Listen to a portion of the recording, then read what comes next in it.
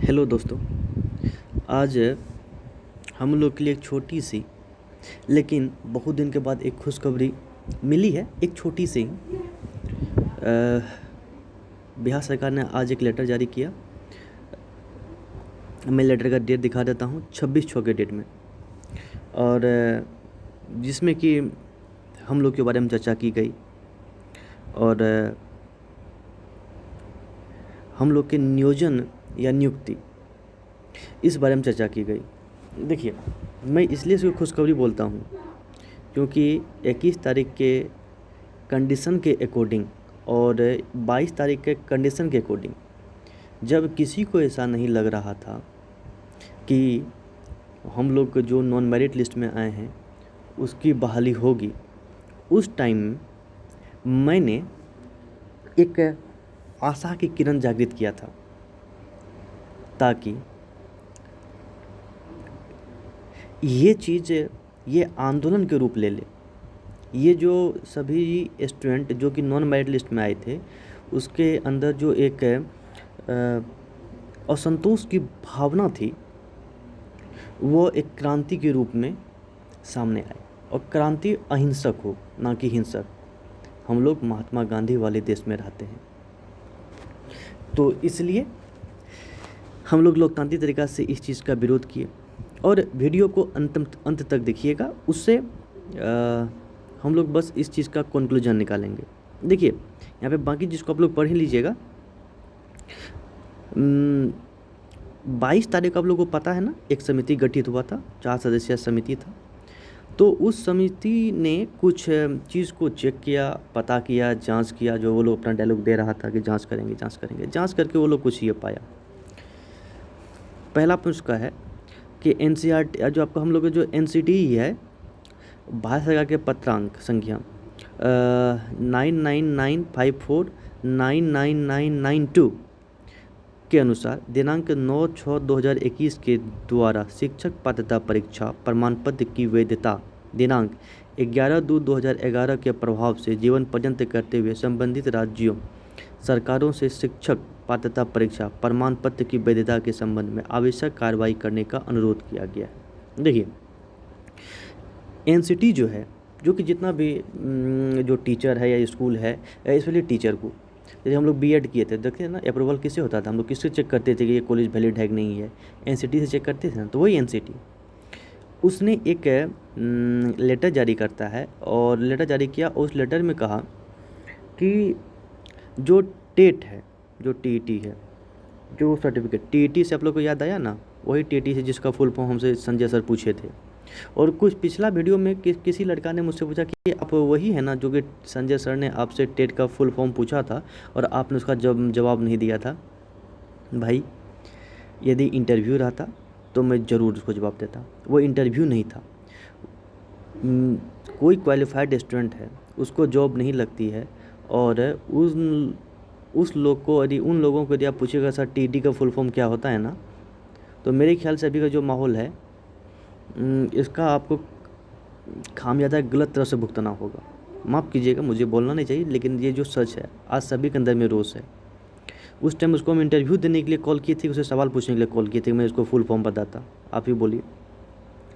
फिर भी ये आपका ओपिनियन है, हो सकता है यदि कोई आदमी टेट क्वालिफाइड है और उससे फुल फॉर्म पूछा जाए टेट का और वो ना जाने, ये तो समझ से परे है। फिर भी चलिए, ये आपका ओपिनियन था।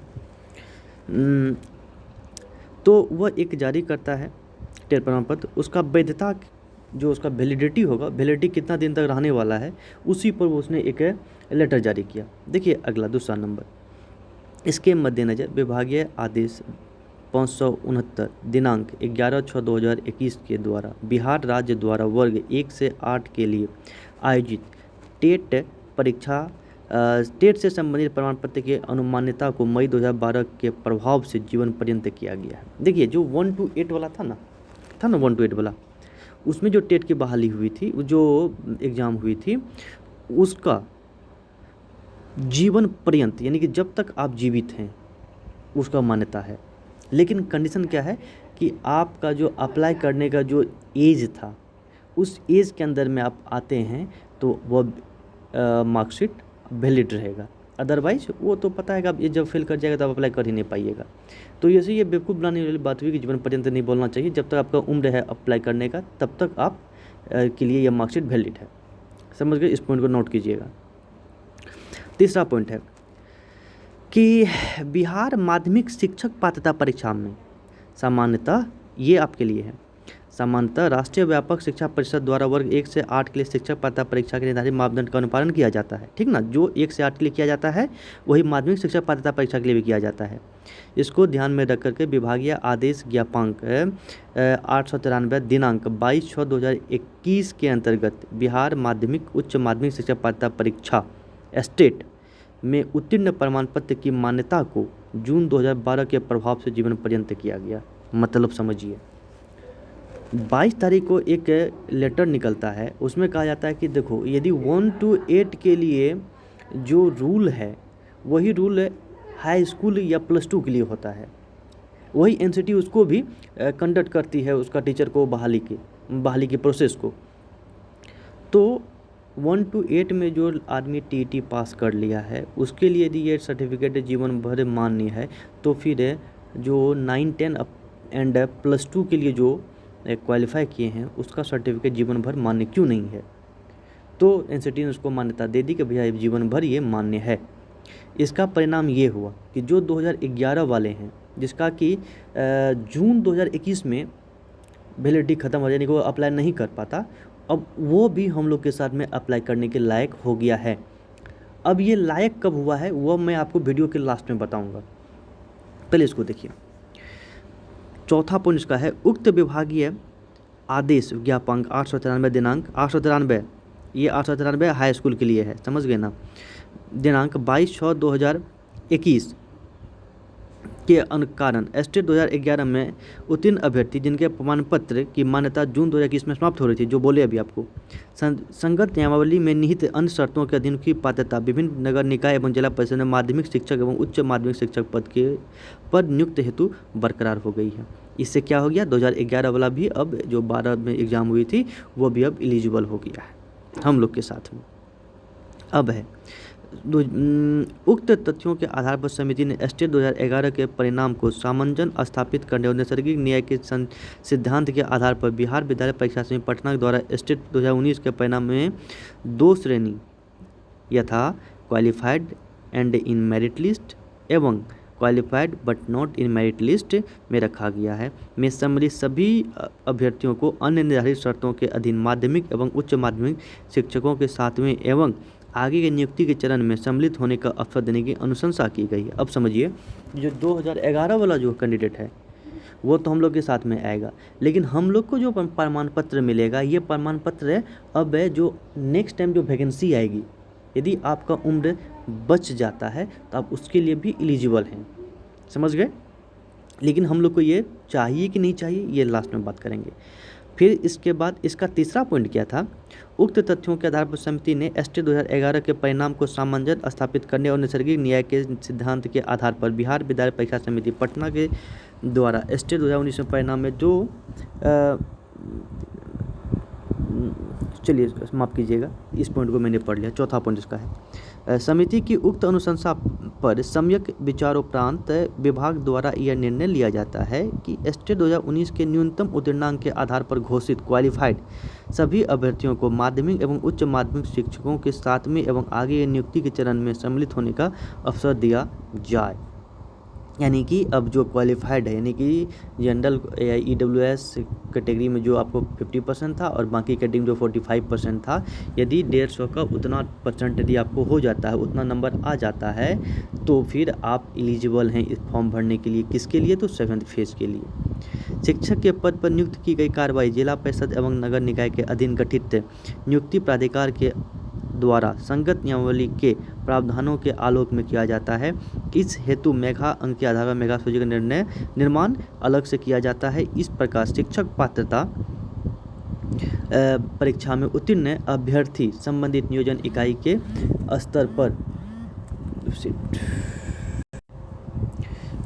स्तर पर तैयार किए गए मेधा सूची में उनके स्थान और नियोजन इकाई अंतर्गत उपलब्ध विषयवार एवं कोटिवार पद के आधार पर नियुक्त हेतु पात्र होंगे। उसका 6 पॉइंट है, कंडिका 4 में अंकित निर्णय पर माननीय विभागीय मंत्री का अनुमोदन प्राप्त है। कंडिका 4 में अंकित निर्णय पर विधि विभाग की सहमति प्राप्त है। सात में देखिए 7वां पॉइंट है, कंडिका 4 में अंकित निर्णय पर विधि विभाग की सहमति प्राप्त है। यानी कि जो हम लोग का नोटिफिकेशन था, नोटिफिकेशन में आप कंडिका 4 को पढ़िएगा, आपको वहाँ से समझ में आ जाएगी बात। और यहाँ पे ज्ञापांक में जो भी इसमें जो अधिकारी थे उस सभी अधिकारी का सिग्नेचर है। अब मुद्दा ये है, और ये जो देखिएगा लेटर जो है 26/6/2021 के डेट में इशू हुआ है, ठीक ना। अब ये इसमें देखिए कि इस चीज़ को मान्य आप करना चाहते हैं या नहीं करना चाहते हैं, ये आप पर निर्भर करता है मेरे ख्याल से। क्योंकि यदि ऐसा हो गया तो आपके साथ में 2011 वाले जो कैंडिडेट बच जाएंगे इस 6 फेज़ के बाद, वो भी आपके साथ में आएंगे, पहला पॉइंट।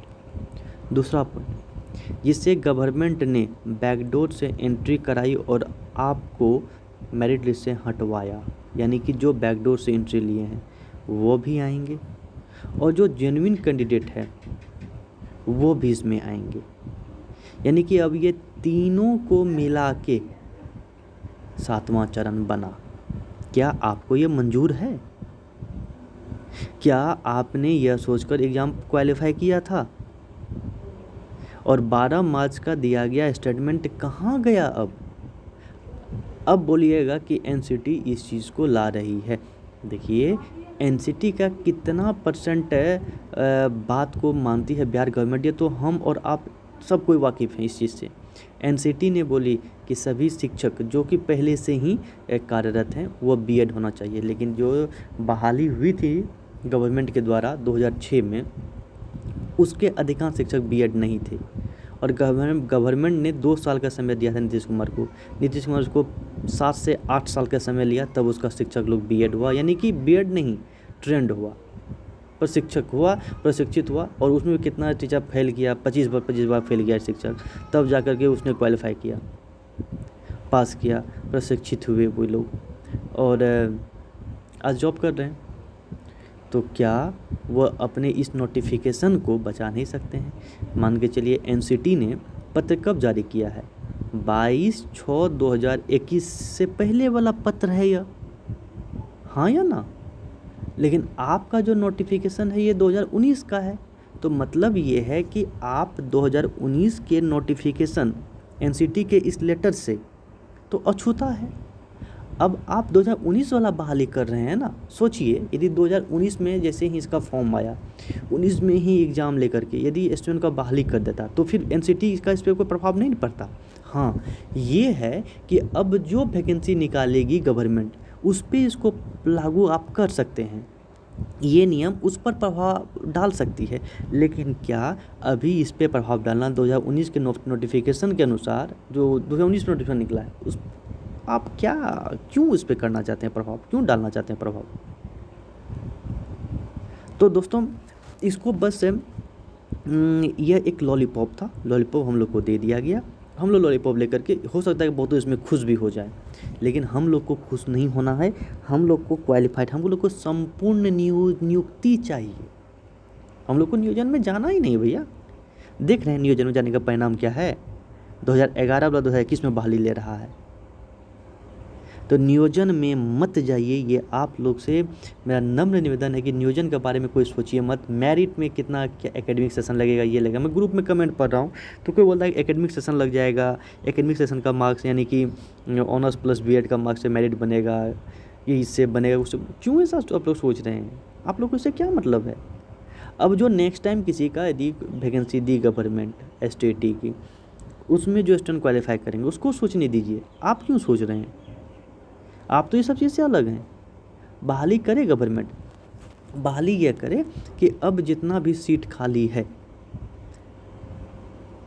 उस सीट को भरे और जो क्वालिफाइड हैं उन सभी को इसमें नियुक्ति दे।